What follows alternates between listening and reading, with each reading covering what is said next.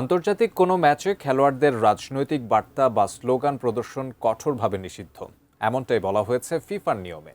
তবে ইংল্যান্ডের বিপক্ষে সেমিফাইনালে জয়ের পর এইরকমই এক নিষেধাজ্ঞা অমান্যের অভিযোগ উঠেছে আলবিসেলেস্তাদের বিরুদ্ধে, যার শাস্তিস্বরূপ নিষিদ্ধ হতে পারেন আর্জেন্টিনার একাধিক খেলোয়াড়। ফলে ফাইনালের মহারণের আগে অনাকাঙ্ক্ষিত বিতর্কে মহা বিপদে পড়েছে বর্তমান চ্যাম্পিয়নরা। বিস্তারিত ডেস্ক রিপোর্টে।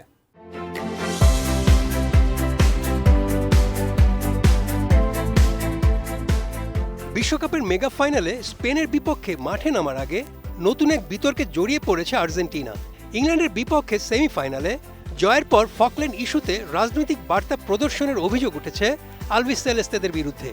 এ ঘটনায় ফিফার কাছে অন্তত ৬ জন খেলোয়াড়কে ফাইনাল থেকে নিষিদ্ধ করার দাবি জানানো হয়েছে, যাদের মধ্যে Cristian Romero, Lisandro Martinez, Giovani Lo Celso ও এনজো ফার্নান্দেজের মতো তারকা খেলোয়াড়রা রয়েছেন। বিশ্বমহলে এ নিয়ে তোলপাড় শুরু হয়েছে। ইংল্যান্ডকে হারিয়ে ফাইনালে উঠলেও ম্যাচ শেষের নাটকীয়তা এখন মাঠের বাইরে রূপ নিয়েছে। আটলান্টা স্টেডিয়ামে অনুষ্ঠিত সেমিফাইনালের আগে ও পরে আর্জেন্টাইন খেলোয়াড়দের ১৯৮২ সালে ইংল্যান্ডের সঙ্গে যুদ্ধ হওয়া বিতর্কিত ফকল্যান্ড দ্বীপপুঞ্জ নিয়ে গান গাইতে দেখা যায়। শুধু তাই নয়, ম্যাচ জয়ের পর তারা মাঠের ভেতর লাস মালভিনাস সন আর্জেন্টিনাস অর্থাৎ ফকল্যান্ডস আর্জেন্টিনার লেখা একটি রাজনৈতিক ব্যানার উঁচিয়ে উদযাপন করেন। উন্নত মানের কাঁচামাল আরআইএল অ্যাঙ্গেল এন্ড চ্যানেল, এখন কাঠের দিন শেষ, আরআইএল এর বাংলাদেশ। ফিফার স্পষ্ট নিয়ম অনুযায়ী ফুটবল ম্যাচে যে কোনো ধরনের রাজনৈতিক ব্যানার, বার্তা বা স্লোগান সম্পূর্ণ নিষিদ্ধ। এছাড়া খেলোয়াড়দের জার্সিতে ও মাঠের ভেতরে কোনো ধরনের রাজনৈতিক, ধর্মীয়, ব্যক্তিগত বার্তা, স্লোগান কিংবা ছবি দেখানো দণ্ডনীয় অপরাধ। আর্জেন্টিনার খেলোয়াড়দের এমন কাণ্ডে ক্ষুব্ধ হয়ে ব্রিটিশ লিবারেল ডেমোক্র্যাটস দলের নেতা ও প্রভাবশালী রাজনীতিবিদ অ্যাড ডেভি ফিফাকে এই ঘটনার বিরুদ্ধে কঠোর ব্যবস্থা নেওয়ার আহ্বান জানিয়েছেন।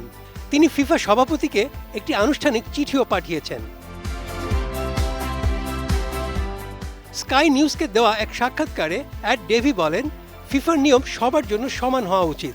আর্জেন্টাইন খেলোয়াড়রা ব্যানার নিয়ে রাজনৈতিক বক্তব্য দিয়ে ফিফার নিয়মের চরম লঙ্ঘন করেছে। এটি ফকল্যান্ড দ্বীপপুঞ্জের বাসিন্দা এবং সেই অবৈধ আগ্রাসনের বিরুদ্ধে প্রাণ দেওয়া শহীদ ব্রিটিশ সেনাদের পরিবারের জন্য চরম অপমানজনক।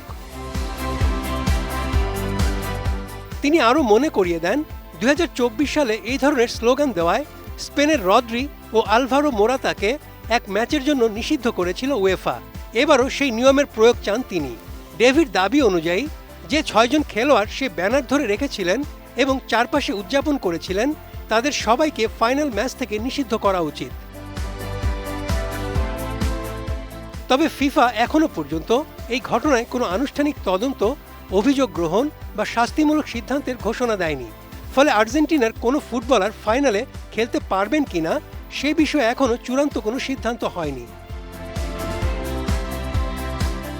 Desk report, ATN news.